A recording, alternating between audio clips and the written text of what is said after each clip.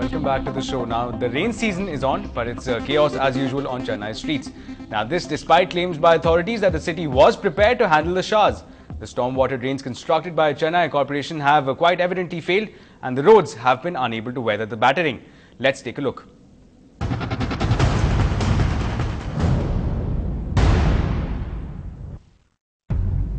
This is Kanagam Nagar in Taramani, home to many IT companies. But the access roads are riddled with potholes. When it rains, the broken roads go underwater and cause many accidents involving motor vehicles. Road ரொம்ப டேமேஜா இருக்கு. வண்டி ஓட்ட முடியல, ரொம்ப கஷ்டமா இருக்கு.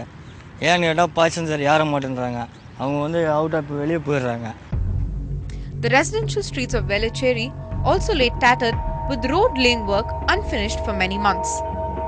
This is posh Besanagar area where many key roads remain submerged. இந்த தண்ணியிலேருந்து தான் உடம்பு சரியில்லாத 30 வருஷமா அனுபவிக்கிறோம்.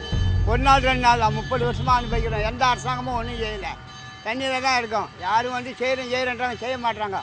ஓட்டி அடிச்சுட்டு வாங்க வரானுங்க, அப்போ வாங்கிக்கிட்டு பண்ணுறான்றான், எவன் பண்ணுறான், இது வரையும் பண்ணல. கஷ்டம்னாக்கா போக்குவரத்துலாம் ரொம்ப சரியில்லைம்மா, ரொம்ப பேஜார் பண்ணுறது, குழந்தை குட்டிலாம் போக முடியல, எல்லாம் ரொம்ப வசதி கம்மியாக இருக்குது. மழை பெஞ்சா தண்ணி பயங்கரமாக நிற்குது, அதனால் ஒன்றும் பண்ண முடியல. இப்படிதான் தண்ணியில் சேர்த்துலேயும் போயின்னு இருக்கோம். The state of the mass rapid transport system, seen as the transport system of the future, is no better.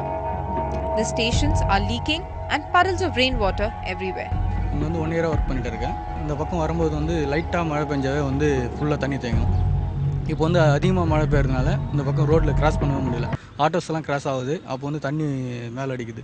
அது ரொம்ப கஷ்டமாக இருக்குது. அதுக்கப்புறம் வந்து ஒரு தடவை நான் கீழே விழுந்துட்டேன். Chennai Corporation, responsible for the maintenance of water drainage systems on the road network, has sent its workers and officials to worst hit areas. But it has only come as a reaction to this report, instead of better preparation for the rainy season. In Chennai, with Chandy Thomas, this is Pratiksha Ramkumar for NDTV Hindu. Now, the big fat wedding in Madurai provided the perfect stage to make a political statement. And the DMK Congress combine made full use of the opportunity to recover from the spectrum syndrome, with Congress heavyweights rubbing shoulders with the DMK senior leaders. Sam Daniel brings us this report.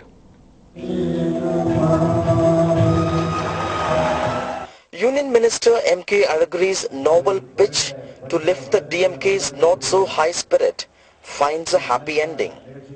This morning, as his son tried the knots in the DMK Congress alliance over the expulsion of A. Raja untangled. We have completed 6.5 years, and I have no doubt in the remaining 3.5 hours. From the remaining 3.5 year period, we shall be able to do much more. Is the mood upbeat in the DMK camp? Happy? Yes, of course, by the reassurance of Pranabda, of course. The alliance indeed looked rock solid, even in the presence of A. Raja, the man who brought it to the brink. For Karunanidhi, it's a double political masterstroke. Besides getting an assurance from the Congress, his grandson's wedding has also united party cadres and the DMK's first family. Welcoming guests with Alagri was his younger brother Stalin, seen as his arch-rival in the succession battle. Not so long ago, Alagri's supporters had ransacked the office of a newspaper run by the Maran brothers after it published a survey pitching Stalin ahead of Alagri as the future chief minister.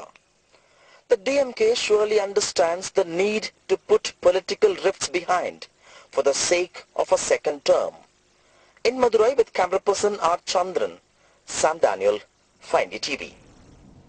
Taking a step away from the world of politics, a contest that happened during Diwali for exotic recipes drew more than 100 entries.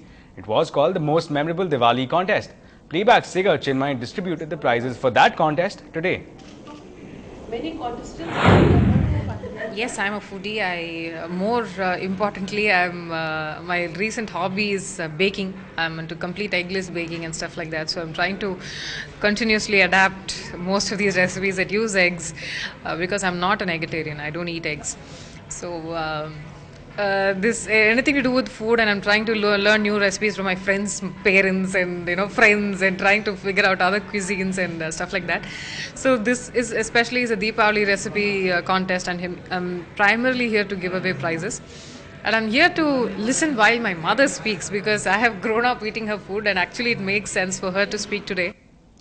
Some news from the world of business. The markets managed to close with gains after a volatile session.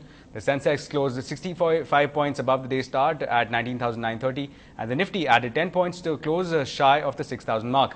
Trade was choppy, with the Sensex moving in a 400-point range. The Nifty traded in a 160-point band.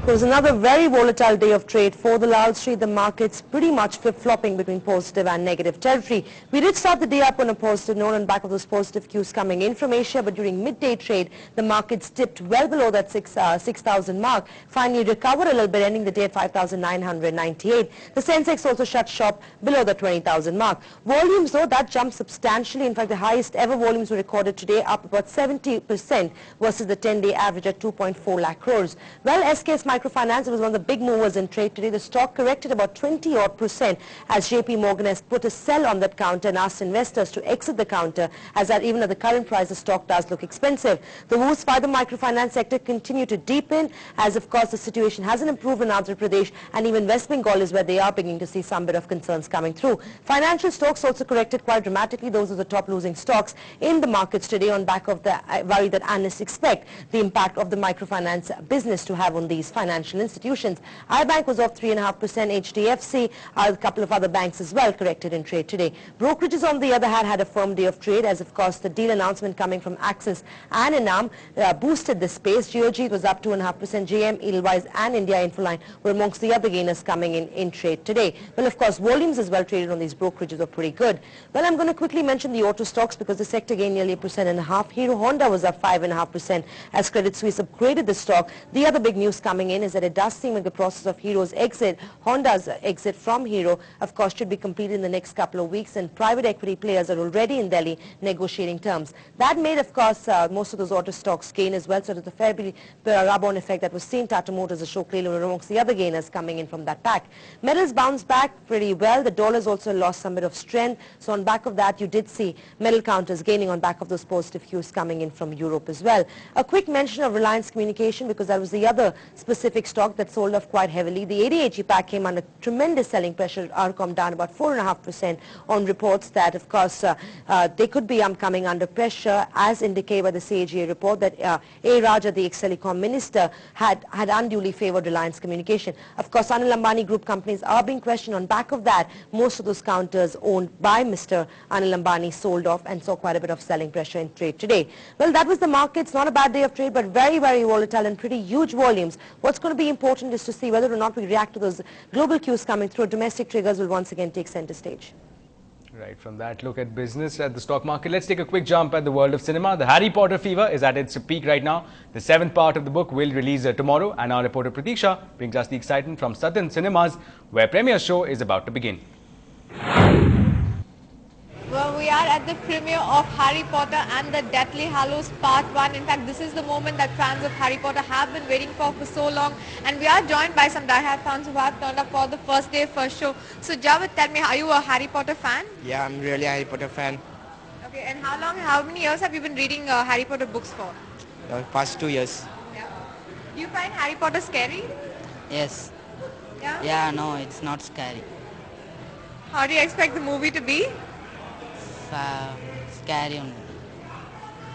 And you seem to be a really big fan of Harry Potter. You even seem to be sharing like a similarity with the glasses. Yeah, that's the first time I've heard that. But yes, I've watched almost all the movies, read all the books, and really looking forward to this one. Yeah. And you've been following Harry Potter movies, I assume. So what do you really expect out of this movie? I really hope it's as good as the books, and I'm really excited about The graphics are always good. They've got some real good scenes. So looking forward to that. Well, as you can see, fans are really waiting with literally bated breaths for the movie to start, and we will be coming up for their reactions in a few hours, from just 3 hours from now actually. Right, so Pratiksha there, a big Harry Potter fan herself. Moving ahead, Chennai Open's favourite decides to hang his boots. A sad day for sports fans in Chennai. We'll bring you more on that on on the other side.